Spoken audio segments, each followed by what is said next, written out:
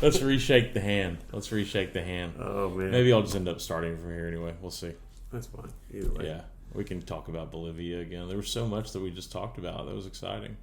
That was a warm-up. For those tuning in, we've just talked for the past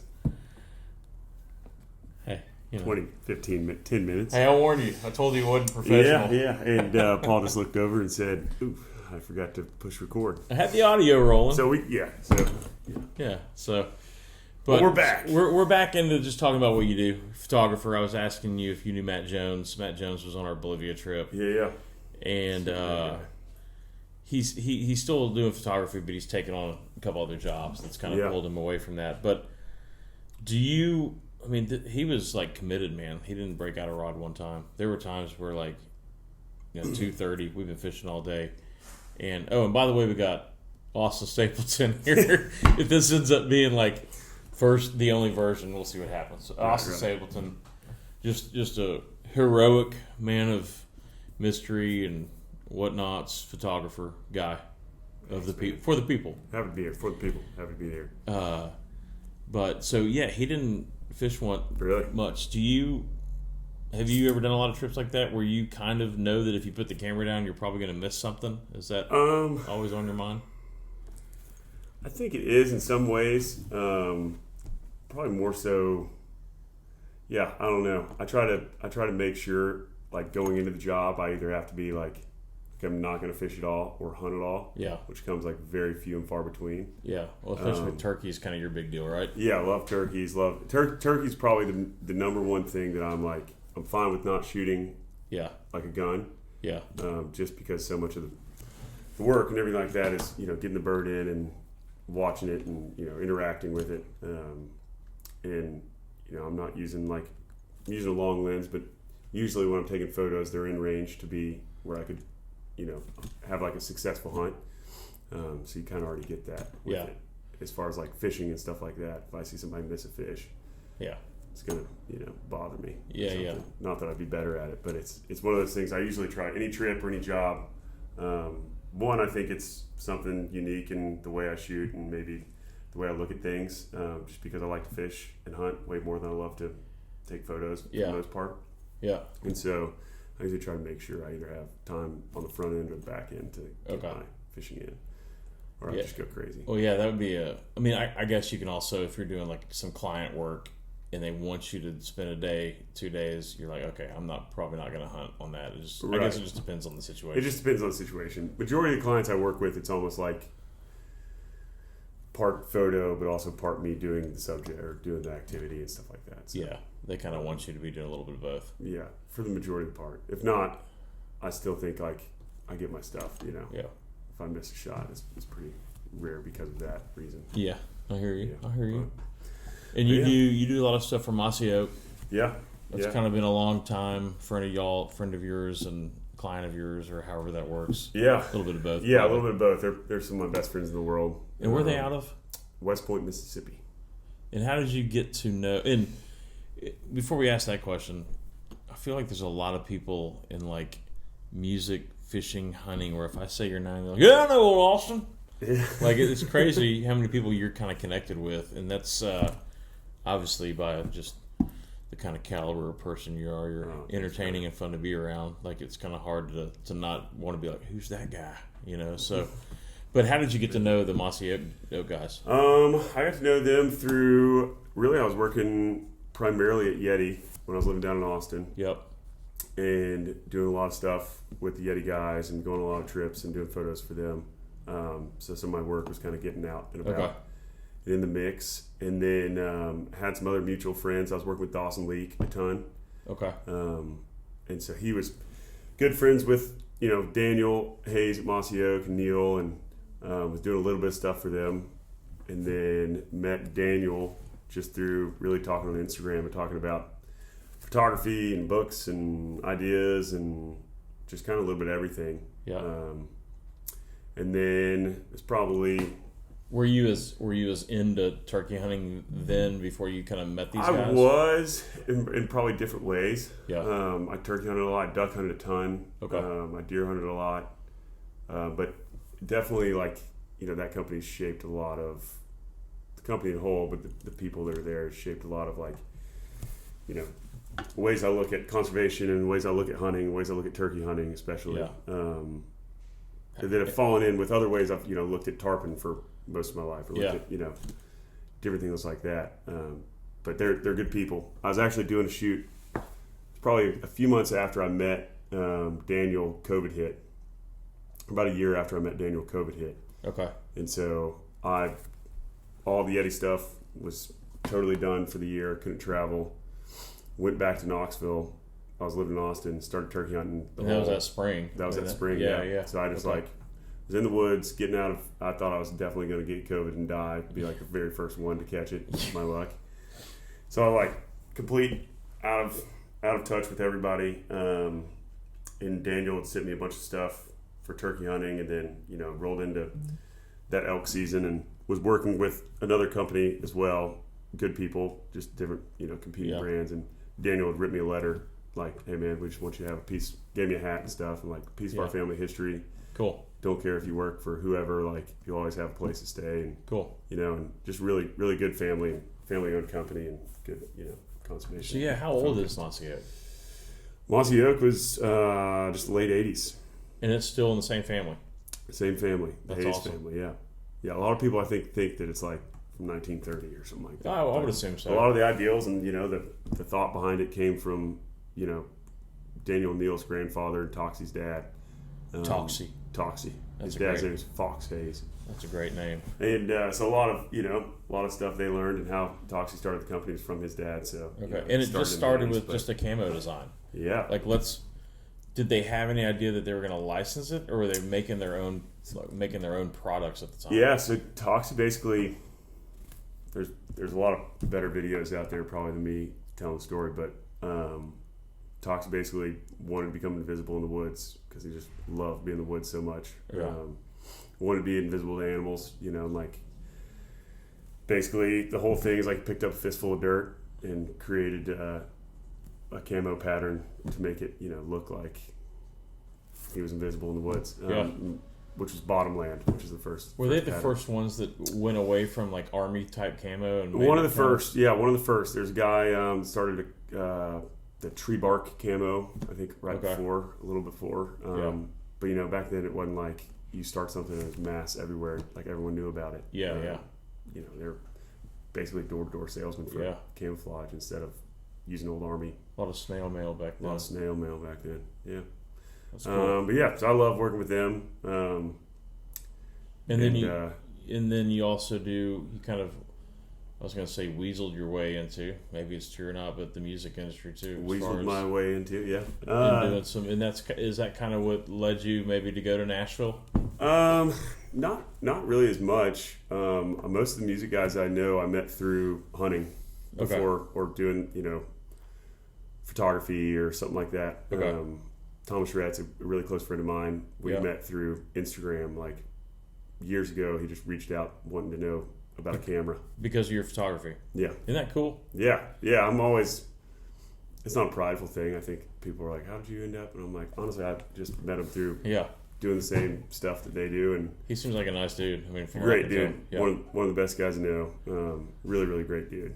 But yeah, met him through photography. And Yeti had a lot of like weird connections to the music industry, and then a lot of people the same age. And so I knew most of the guys before I moved to Nashville through just hunting and kind of living the same lifestyle of not really having a 9 to 5 in a certain city. So I'd be in different cities and they'd be there and stuff like that. So is there anything about like music photography that you'd want to pursue, or like that's the thing. I don't really love like working in the music. I would love to do like more like music video, like love album artwork, and you know, like really getting like the nitty gritty of like why a photo is taken. Same reasons I love like product photography. Like I don't really care to take a picture of a cup, but I think like I love thinking about, all right, what would a consumer or what would somebody like be able to, you know, tell from this picture that's of a cup. You know, it's like a challenge to make it cool. Yeah. Or for a cup or a drink or a shirt to tell a story. Yeah. Is always a challenge, just because at the end of the day, like, it's a piece of it's an item. It's not it's a boring item. Yeah. So I would love to do more of that kind of stuff. Like really sit down, like listen to the album, and be like, all right, let's shoot it like this. This is what the album's saying. What's the photo that represents it? That's your first point of sale. Have you had anyone reach out and say, let's maybe do that in the future? Yeah, I've done a few so far. Oh, yeah? Yeah. Oh, cool. Yeah, I've done a few so far. Did like a music video deal a couple years ago. Oh, I feel like... The Mammal's House deal. I posted about it once. Yeah, who was the musician for that? It's for Thomas Rhett and Morgan Wallen. It was their song. Okay. There was something that came across that Zach from Red Light called and wanted a space, and they ended up Jordan Davis's deal. Yeah. Were you involved in that at all? Yeah, I just did like some stills for it. Okay. And then like produced, just location produced stuff for it. But those boys have had quite the spot for photography. They have. They should have probably bought that house and started renting it out and charging a fee. Man, seriously. Yeah. But no, that's why I like it. It's that's the only reason I really like photography. I love photography as like wildlife, and I love it for a lot of reasons. But just meeting new people and kind of traveling and trying to tell stories through it. And it's fun, man. Like, I mean, that's kind of how I met you. Was technically through. Well, Charleston. When you did the Howler Brothers, you were the first team to do that, or the second? We were the third team or fourth. Yeah. And what years was that? That was 2017. Okay. And let's talk about what you did and kind of why you did it and what the deal was with that. Man, that was a fun time. And that kind of launched you into meeting a bunch of people? Yeah, kind of. So it kind of all started with Badfish here in Charleston. Oh, wow, okay. Yeah, I came here. Marty and Dylan. Yeah, I reached out to Dylan. And were you in college at the time? Semi.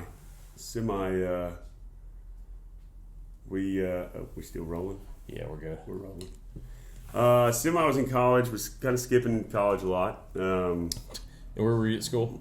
In Knoxville. I was going to community college. Okay.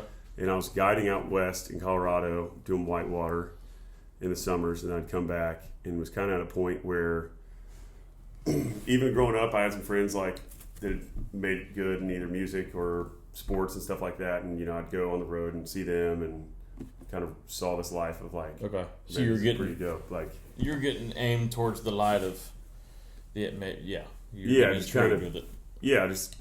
kind of not having a set schedule and everything like that. And I was watching, I was a big fan of Badfish back in the day, and that was just a website with movies, like a YouTube for fishing. Yeah, it was a YouTube, and so I reached out to Dylan and met him. He was like super nice. Not many people reach back out when some random kid just is like, hey man, can I buy you a beer? But realistically, they were kids too. Yeah. They were like 22 and coming right out of college. Yeah. And 23 or they whatever. were pretty young. Yeah. And I reached out to him and got coffee with him, and he actually was like, man, we have the Taylor's Cup next weekend. Too bad you're not going to be here. And I was like, oh, man. Well, it's funny actually. I mean, I am going to be here. And I had like no money at all. Like, college, like kind of in college, kind of not. And so I got back to Knoxville. And when you got nothing to lose. Exactly. So damn straight. And got back to Knoxville, borrowed some money, I think, from my brother and brother-in-law. I don't borrow enough money to get back here. Yeah. Met up with Dylan at Star Bar. Wow. Got there, and it was Dylan, Marty, Cole. Yeah. And this is the Stars, like upstairs. The rooftop bar. Because we'd meet those guys all the time. There's a chance that I might have met you. I think that's where I first probably met you, was at that Taylor's Cup. Okay. Because I just remember going up to the bar after Dylan was like, me and Dylan had talked, and he was like, we're going to put you on a road trip, because they had just finished their big road trip. Okay. And he's like, we'll do an out here series, and we'll just send you across country. Okay. And I was like, sick. Hell yeah. And then walked up to the bar, and he's like, grab me a beer too, would you? I was like, yeah. Does anybody else need anything? And like 4 other people were like, yeah, I'll take a beer. You're like, damn, I only had $11. Literally went up there, and I was like sitting there, and I was like, how do I do this? How do I do this? And I was like, call him. How do I, I got a debit card. How much did it have on it? Definitely negative. Okay. And I was like, I got my parents' credit card for like in case of emergencies. Yeah. Well, this is an emergency. And I called, and I was like trying to get a hold of, I think my mom or dad or somebody, just be like, hey, I'll do whatever to pay you back someday. Yeah. But I don't want to go up there and be like, hey man, I can't buy you guys beers. I actually have zero money. And this dude at the bar was like, let me buy you a beer, buddy. And I No was shit. like, what? And he was like, yeah, you just called your bank. You're good. And I was like, you heard my conversation of me calling my bank to see if I had money, you know? You mean my bank parents? Yeah, my parents, yeah. That is the bank. And so it was great, man. And I ended up staying here, met, you know, Clay and Eric, and, well, Eric later on, but met Clay and slept on couches in Charleston for, you know, that's when it a all couple started. weeks, and started doing that, started doing the road trip. And how old were you, like 20, 21? I just turned 21. Yeah. Okay. And then had a Land Cruiser, and we put a rooftop tent on it and drove from Charleston all the way to Oregon.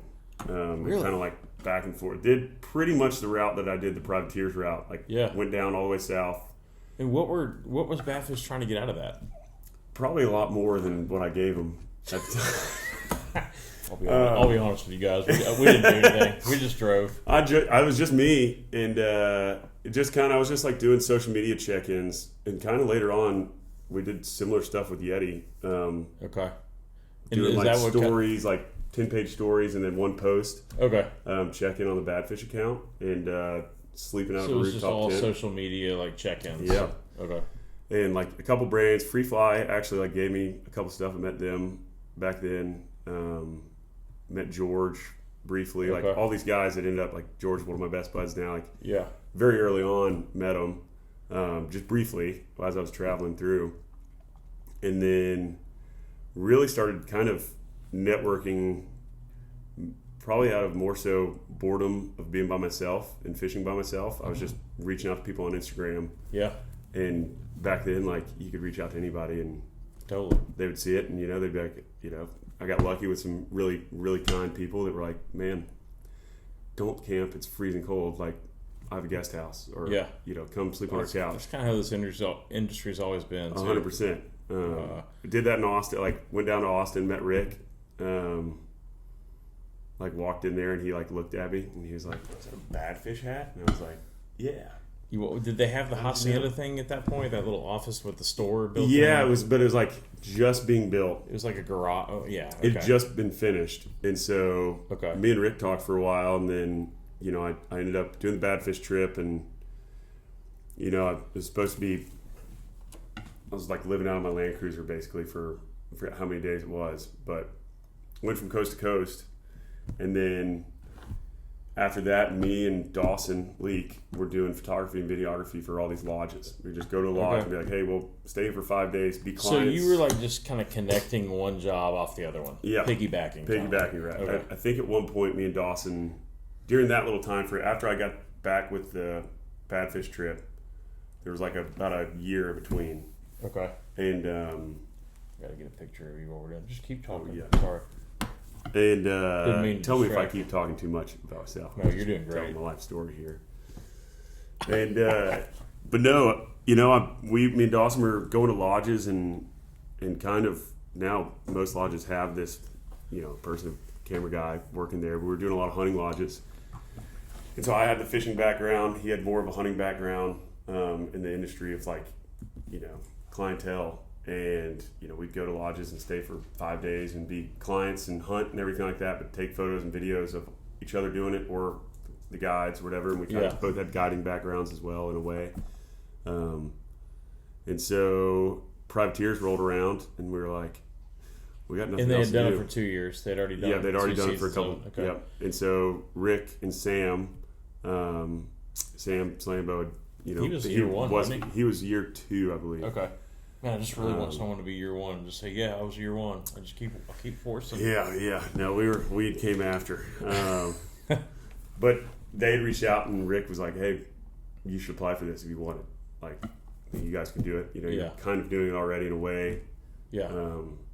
Just be able to probably get a little more beer money if you did it with us. Mm-hmm. So we put together a video. Actually, it was with Matt Jones. So you still had to kind of make a little resume video. Still made still made a full video, and was in Memphis in May for Yeti. It was with Matt Jones, actually. Okay. And woke up. Dawson was there. He lived in Memphis at the time. Okay. Both of us were just like living on our friends' couches at college houses and eating with their dining dollars. And sounds fun. Acting like students. Yeah, it was great.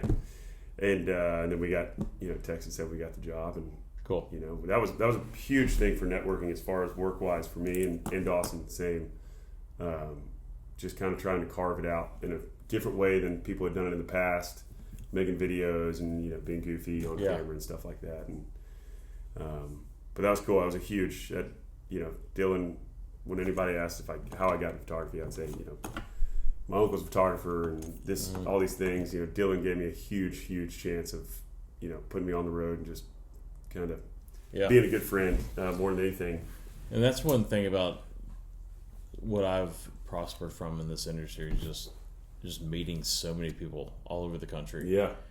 And they're all kind of like in your back pocket as far as like you get a call, hey, don't you paint like someone's trout or something if it's like someone in, you know, Wyoming. Yeah, dude, I'm going to have this guy call you. You know, I'm getting, you know, business from not a random guide, but a guide that, you know, that I met along the way at a IFTD show or something. Right. But yeah, connections in this business are huge. Yeah. As far as and goes. people love it. I like kind of back to the music thing. It's like there's a lot of friends of mine that do music.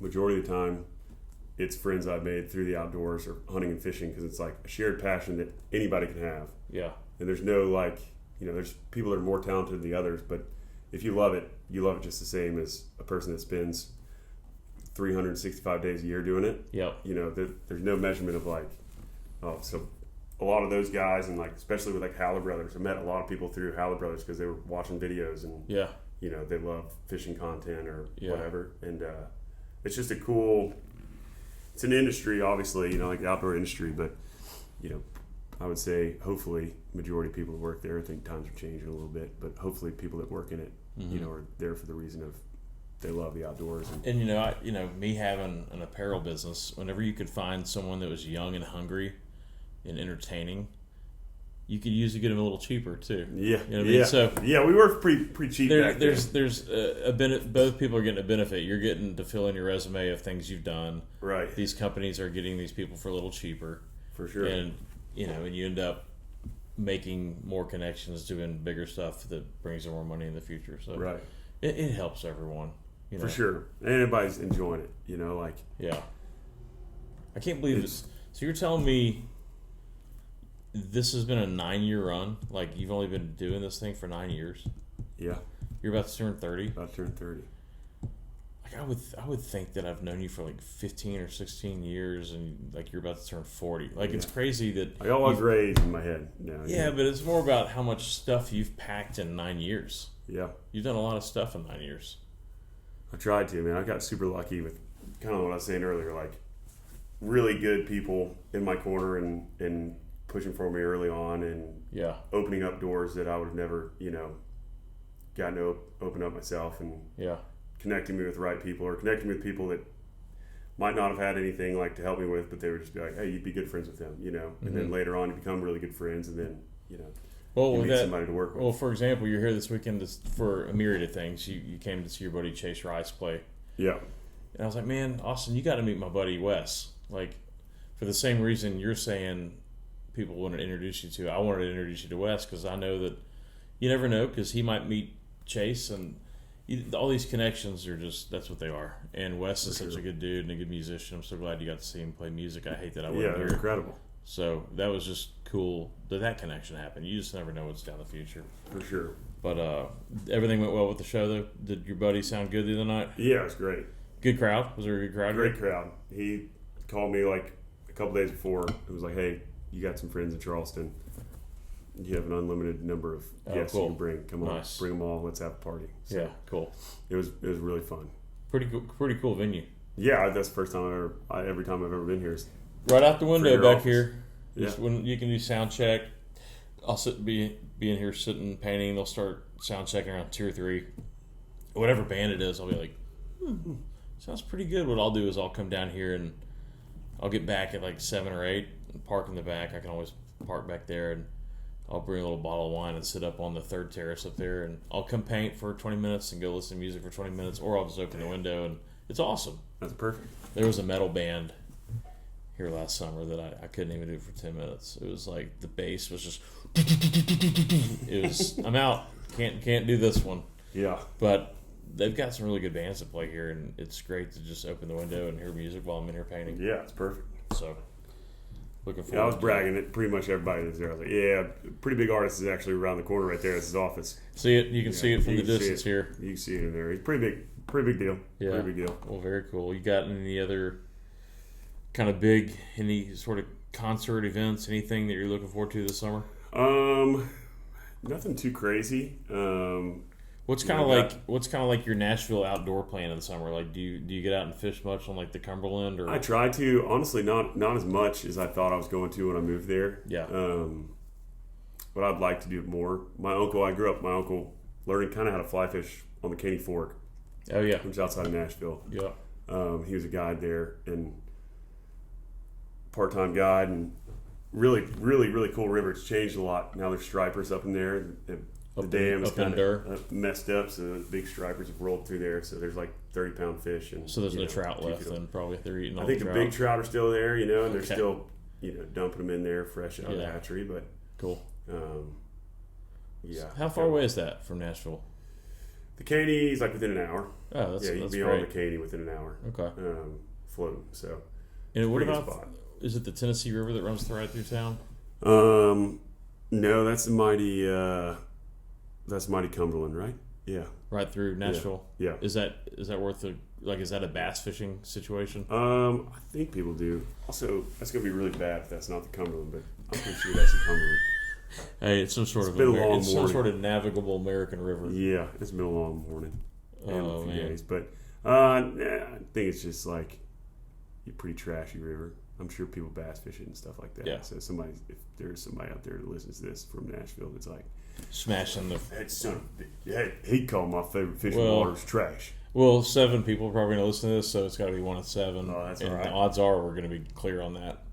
Well, so we'll see what happens. If they're, buddy, I'm sorry for bumping the Nashville rivers for bass. And I think there's a lot of good smallmouth around Nashville and all little creeks and stuff like that. So, well, good. But yeah, I try to get. I'd like to be back here most of the time this summer. The question that most people want answer: when are you moving back to Charleston? Yeah, well, someday soon. Did you think about it in the last 5 days? You're like, I could see myself back here. Yeah. Well, me and George, I got here, literally drove in straight over to George's, hopped in the boat. Yeah. And went out there and fished that flood tide in the afternoon, and I was like, that's so stupid. Like, why would I not be able to just do this every day? Well, what benefits of being in Nashville are there for what you do? Work-wise, a lot closer to work. Dog is right there, but like what do you consider work? A lot closer to work. Like, what is that? Mainly just like hunting seasons. Okay. So better that to type down. Of work. Yeah, I go down to Mississippi a ton. Okay. So West Point's 4 hours away from Nashville. Okay. That makes Arkansas sense. is just a few hours. Knoxville, all my family lives in Knoxville still, so I got all my nephews and nieces. And gotcha. Get back there in 2.5 hours. So you consider the majority of your work during hunting season? I would say so. I guess it just maybe sense. It just kind of comes in waves. Yeah. Sometimes some years I'll do more like clothing shoots, like spring lines, fall lines, stuff like that. So that'll be the majority of my work. Gotcha. But majority of like the random one-off days or like retainer work and stuff, it's nicer to be during that. And I really like to hunt a lot. So and then when you come down here in the summer, you're like, man, I could see myself summering in Charleston. Yeah, I think I'd be a hell of a snowbird. Yeah, is that what they are? Yeah, I think so. But like in Tennessee, but it's opposite, right? Like because the snowbirds come down in the winter. Yeah, you're opposite snowbird. Yeah, you're a warm bird. I'm a warm bird. Yeah, hot bird. I'm a seagull.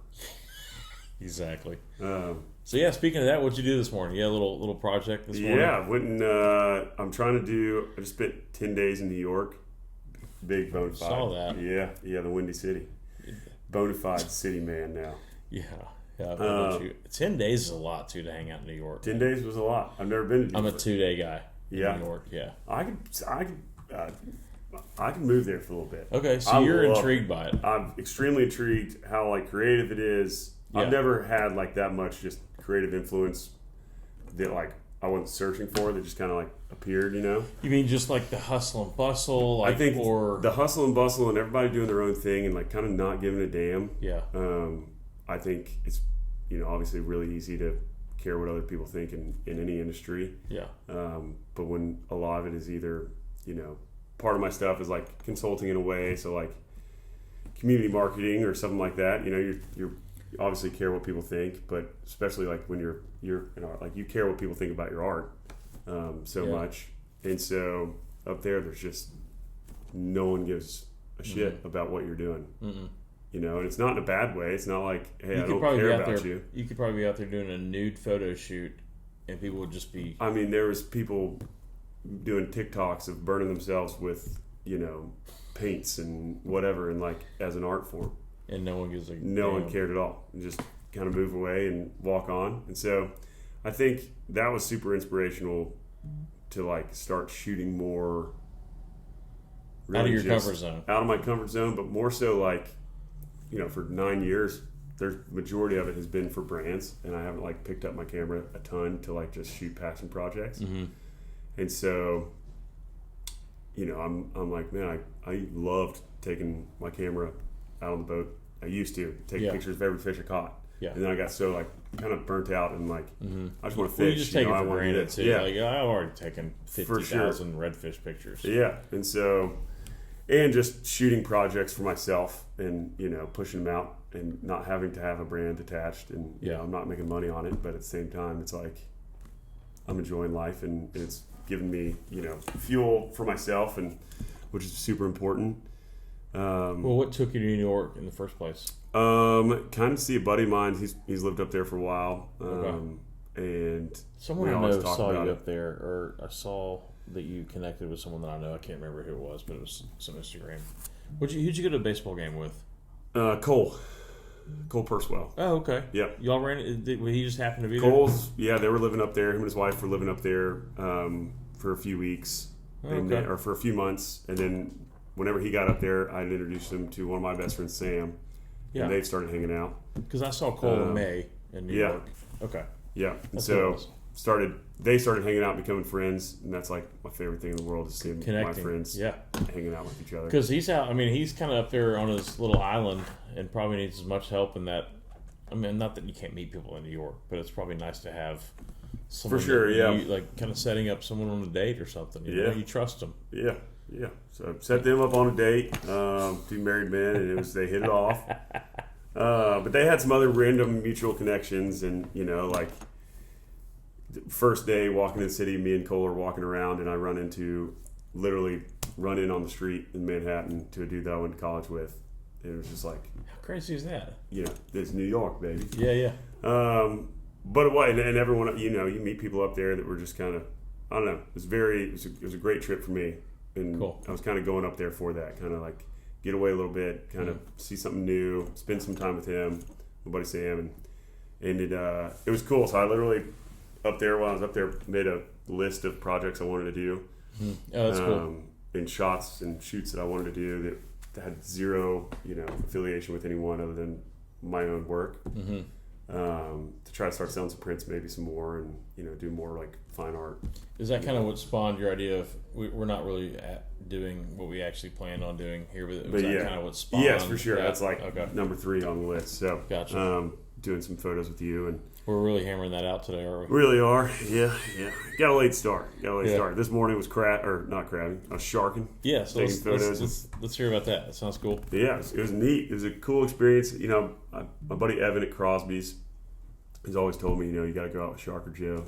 Pretty wild, man. It's a pretty cool experience. It's such like a taboo world of, where the industry that we care about, is conservation and tarpon and bonefish and red, all these like cool flashy fish that get a lot of coverage on conservation, and a shark gets an extreme amount of coverage because it's such like an eye candy. Like you don't have to fish and people will fight for a shark or dolphin or manatee. Not that they don't need fighting for, but it's like a taboo thing in my head to go out and whack them. Yeah, because he's getting it from meat. Yeah, selling the meat. Yeah. As long as people are still going to be eating fish and stuff like that, people need to. How often are you hearing? Shark steaks. I know it happens every now and then, but are restaurants? I don't. Is that a thing? Crosby sell them. There's a few places that sell them around here. Okay. I've never tried it. Now I'm going to have to try it. I've tried it. It's good. I just didn't know that was much of a in demand thing. I don't think it's crazy in demand. But enough where he's been doing it for 40 something years. So there's not many people do what he's probably one of the only dudes in town. Yeah. Okay. So yeah, he's been doing it for like 42 years. What if someone stepped on his turf? It's like, I'm the next shark man. We talked about that this morning. Okay. Yeah, I think they end up being like shark bait and cut up in pieces and Yeah. fed to the sharks. No, I think he knows it so well that it's pretty hard industry to try to get in and compete with him. So what's kind of his rig? Like what's his setup? It's like a it's kind of like a crabbing boat, just like you see out there. Does he have big pre-baited stuff out there? Line. Yeah, it's a big long line, so he'll go set a long line and then go back and check the next. Okay. So he's not sitting there. No, he's not. No, he's not getting tied on that. But it's equally, it's pretty crazy. So like, what was the production like this morning? And how many lines did you check? We checked. I guess just like one long line. Okay. So he's just got hooks on those. And how many fish? It was a bad day. Yesterday they caught 3 like giants, 3 huge tigers. Okay. Wow. Like big ass tiger sharks. Wow. Are they still alive when he's pulling them up? He said the tigers are usually always alive. Okay. And so today we got one pretty big lemon, like 200 something pounds. Okay. For me, wow. I was like, they yanked the thing in there. I was like, hell yeah. And they're like, sorry we didn't get anything big. I was like, that's pretty badass, man. A bunch of black tip, a bunch of like short nose, all different types of species of shark. Nothing too big, but. Is there ever a situation where he's letting something go, or is it just everything in? Everything in, yeah. That's all gritty fly rod himself. Oh, yeah. But yeah, it was cool. It was neat just because it's a side of fishing that I'm not really familiar with, and is it pretty blue collar way of living and making a living on the water? Those are the last true watermen. Not that fishing guides aren't, but those dudes are. I mean, that's a blood sport when they pull those sharks in there. I'm sure it gets a little bloody on that. Yeah, he got a big bite on his arm, scar on his arm. Really? Pretty badass. I took a couple teeth and like scratched myself just to make it look little, but good. You get some good photos though. Yeah, I think he's got some cool stuff. And what's kind of your plan? Is it going to be like a Instagram, like kind of photo journal, kind of? I think so. Magazine, I guess, like a cool story of like 8 to 10 pics, and you kind of explain what you do. Yeah, I think so. And that's what I've realized that I started doing a little stuff for Boot Barn. Okay. Again, this isn't an advertisement for any of these brands that we've talked about. Yeah, you're not an influencer. I'm not an influencer whatsoever. So this is not a paid advertisement. If they want to make it paid advertisement, they know where to reach out. But they give me a lot of like creative freedom. Any project I've worked with them, and which I'm super fortunate of. Just not many people can do that. Brands can't do that these days. Mm-hmm. So I've realized, I would love to start just doing it on my own. If somebody picks it up, if a magazine wants to pick it up or wants to run another story with it or something like that, that'd be awesome. But I think it would just probably live on Instagram and maybe a little write up. And I feel like a lot of these new creative ways that artists and mainly photographers, I think it's like a photojournalism thing, that people get on Instagram and kind of come up with these new creative ways. Sometimes 2 years later end up being a way that brands, right. Like Instagram and these platforms are great ways to be creative, and might not be kind of against the norm. But 2 or 3 years later, they're paying big money for people to do that for them because it is fresh and new. And by the time a brand is doing it, it's kind of old. You know what I mean? Like the way that cycle works. For sure.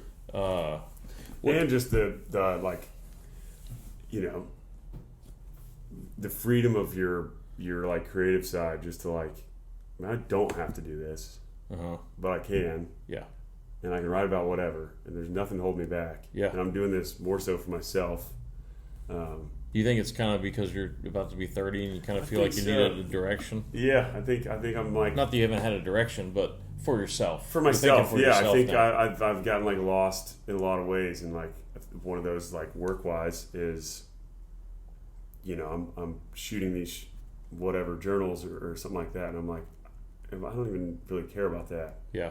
Or like, that's cool, that was fun, but like, part of it too, like on Instagram, I don't really post a ton. I'll like post on my stories or something, but like, Kenny posts every now and then, probably more than I do. Kenny, that wild man. And miss that old boy.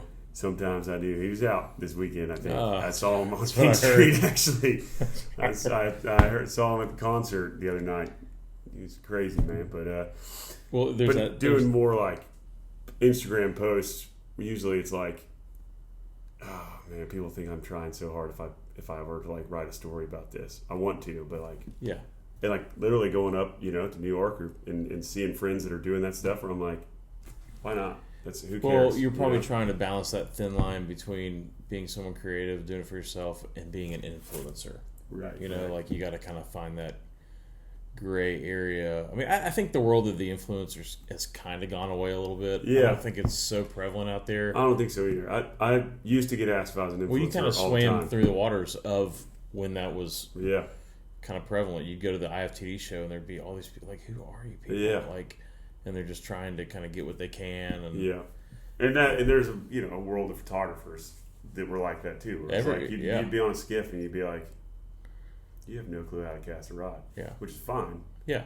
But it's such an industry that's like you need to know your subject. need to know your subjects. And I feel like that's diminished too. Yeah, for sure.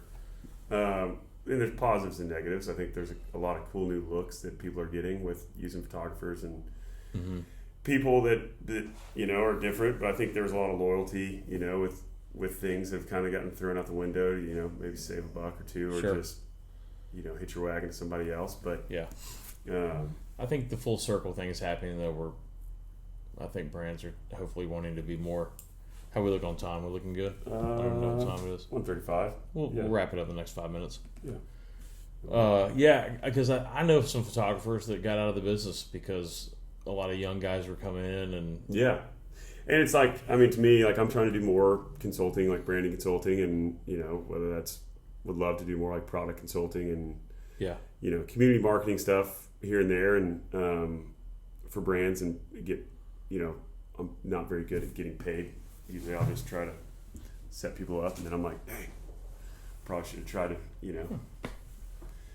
there we go, get a little bit more beer money or something for that. But but it's hard to sometimes it's hard to get mad or annoyed at it, or it's easy to, and then you look back and I'm like, well, I was 21 saying, hey man, if you pay for my gas, I'll drive to Charleston. And that's Badfish. Literally, I was like, if you guys just pay for my gas, I'm down. And they're like, oh, we'll pay for your meals too. And I was like, oh shit. It's the same thing of which is awesome. You should have seen this place 15 years ago. Yeah. It's easy to blame the people now, but you kind of could blame yourself for moving to Charleston. Me, I'm like, the traffic's terrible now. Well, it's because people are doing exactly what I did 12 years ago. They moved here, so it's just that. It's just the whole cycle. Yeah, that's the nicest thing about being in Nashville now, because I can just man, these damn out-of-staters, man. I was born and raised in Tennessee. You're a Tennessee boy. I'm Tennessee through and through. Vols all the way. That's right.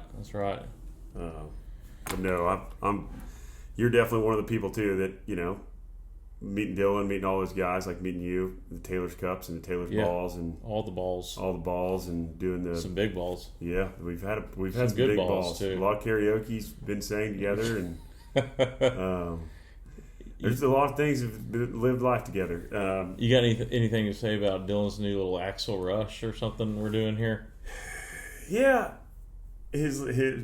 what he's been posting. Yeah, did he really get haters or something? I don't know if he's just. I think this is Dylan Schmitz, by the way. On Instagram. The Dylan we've been talking about, influencer Dylan. Yeah. I think he's trying to pick a fight with Kenny. Oh, okay. Is kind of what I'm hoping for. I wish Kenny would kind of come out and say it. I think I've heard some rumors that some things are being put together, media packages, PR agents, making sure he doesn't step over any two lines. And what's Kenny's last name again for the people? Kenny Gregg, 2 G's. Kenny Gregg, 2 G's. Okay. Yeah, man of the people. I could see a little fish royale battle, skiff battle going down with those two. That'd be nice. Yeah. Did you make it down and see him this year? I didn't. No, the New York trip was kind of my. I know it's. Haven't thrown a single tarpon this year, which is but had a really good turkey season. So spring season's kind of crazy. Yeah, take what you can get. I'm going down to Lanark next week. Heck yeah, doing that whole tarpooning thing. Damn. We'll keep you in the loop, buddy. I might have to join. Like George's been down there 10, 15 times this year. To Lanark? Yeah, or just down there doing the tarpon deal. Okay, gotcha. Does he ever go to Lanark and do that whole thing? I don't think so. Yeah, they pushed him out of there, slid his tires a few years ago. Yeah, he probably got run off. He gets run off. We got run off the other day. That was the Charleston waters. Old Mother Nature got you. Get out of here, George. Yeah. You done caught too many of our fish. That's it.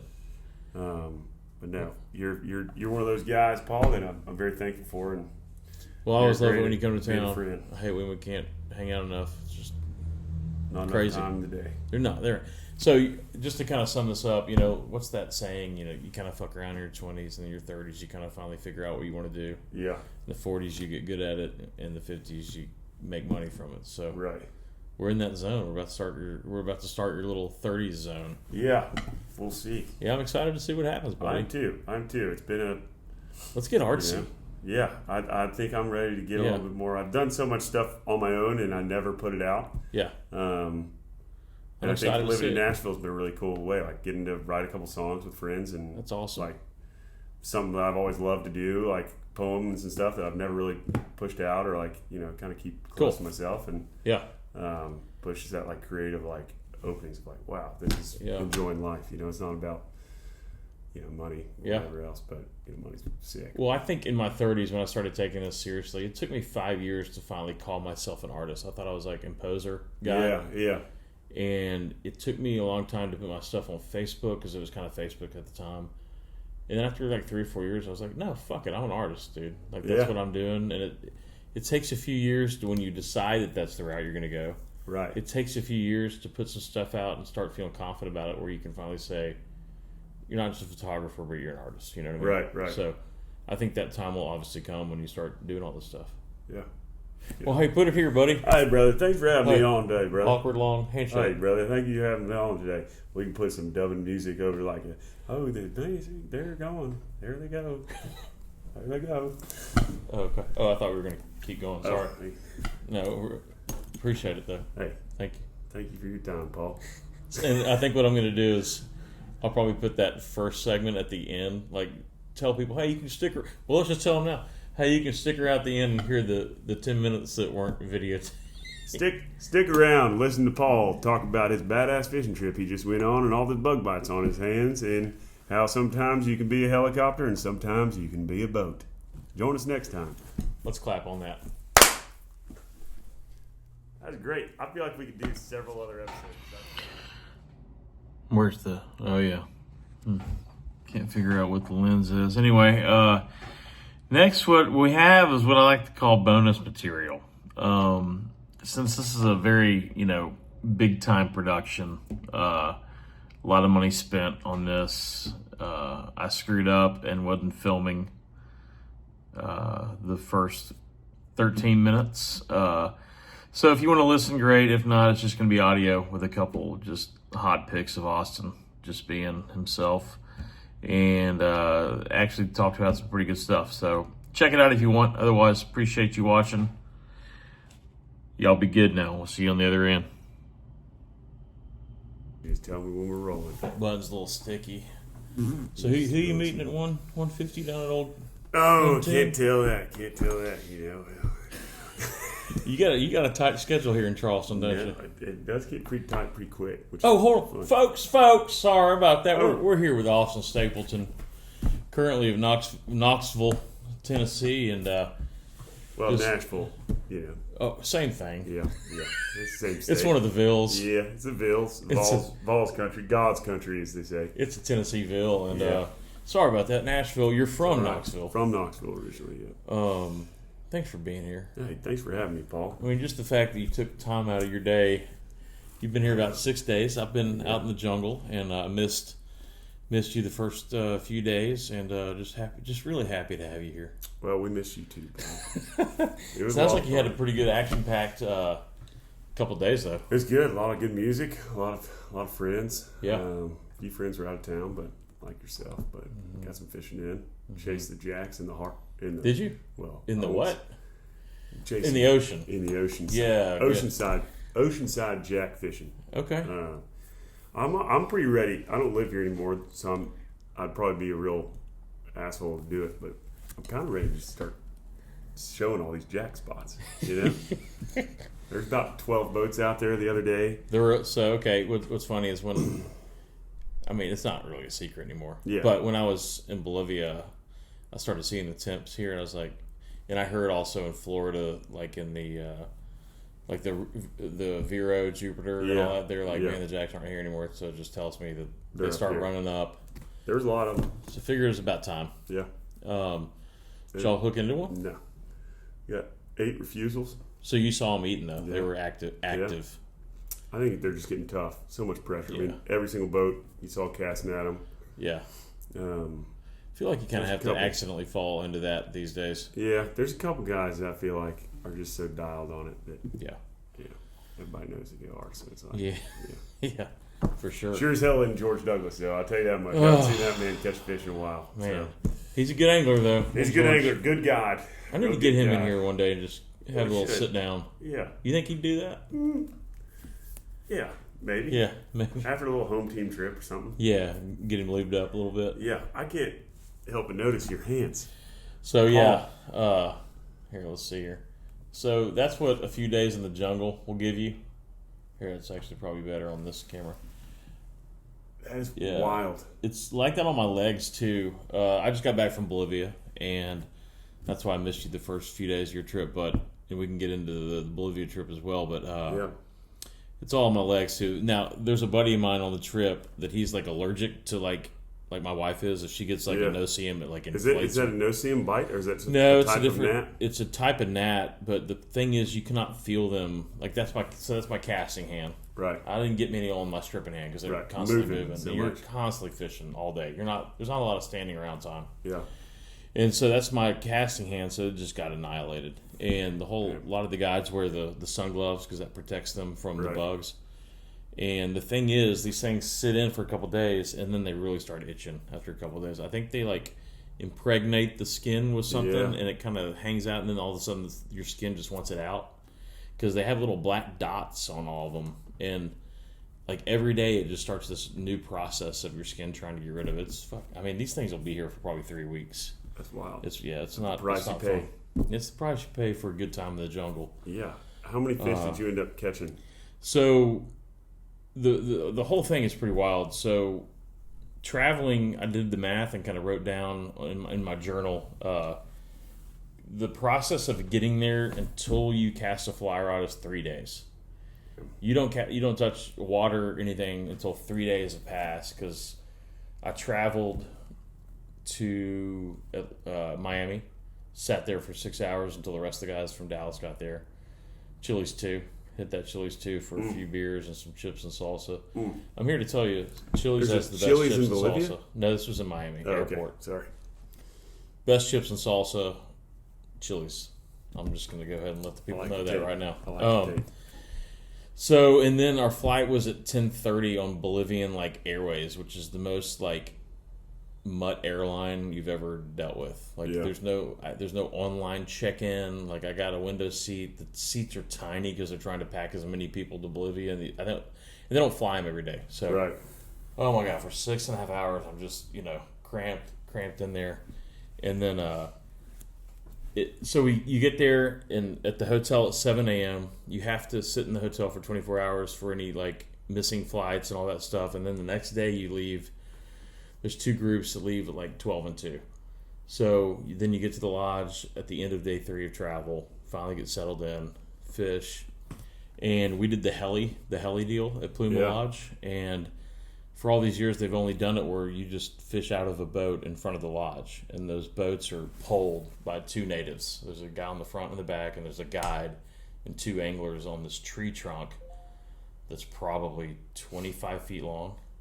And we can all fit on it comfortably. It's the most insane thing I've ever done. And that was day 2. But day 1, you got a heli that, in my opinion, I was a little sketchballed out from this helicopter. And it takes you not that long of a flight. There were some flights that were kind of in the 20 to 25 minute range. Right. And dumps you out. And it's coming to get you at a totally different spot on the river. So if you're kind of running behind, it's very hard wading. I love wade fishing. I've wade fished all my life. I got legs built for it. But this is like crazy wading. These rocks, they're not all round. They're like triangles, squares. Like and you can hardly see.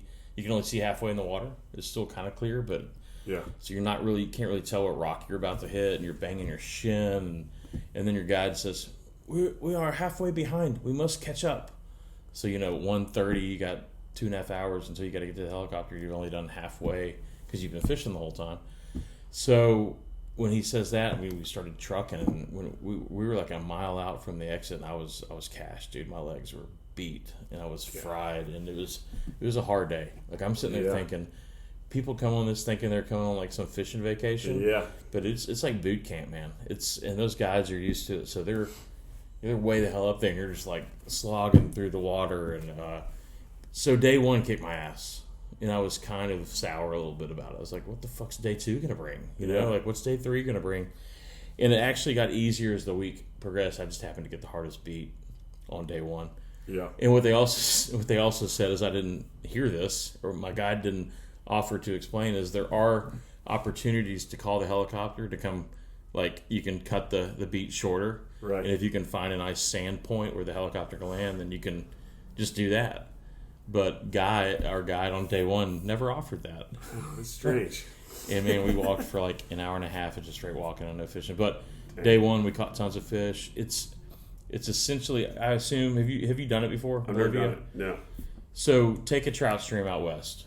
Throw some kind of more irregular boulders in there. It's cold water. It's fast moving water. It's kind of like, it's kind of like the Snake. It's kind of big, fast moving water.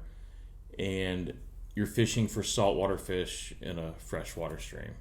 Yeah. If it's kind of like a GT. If you throw that fly anywhere within 20 feet of your target, it'll hear it, see it, and like a lightning bolt come over there and just bust it. It's crazy. Yeah. And they got their backs out of the water. It's really a visual experience. It's not technical. The fishing is not even close to technical. So if you like the challenge of a permit and this isn't your trip.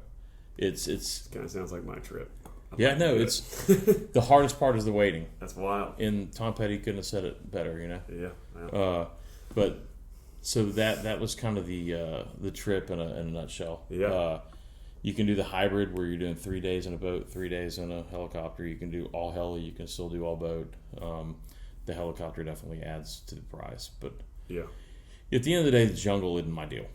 I loved it. I'm super fortunate to have been able to do that trip, but I don't know, man. You got jaguars everywhere. There's bugs that can get you. There's it's just a weird feeling being out in that jungle, man. Yeah, I bet. But it was fun. It was fun. I don't regret doing it.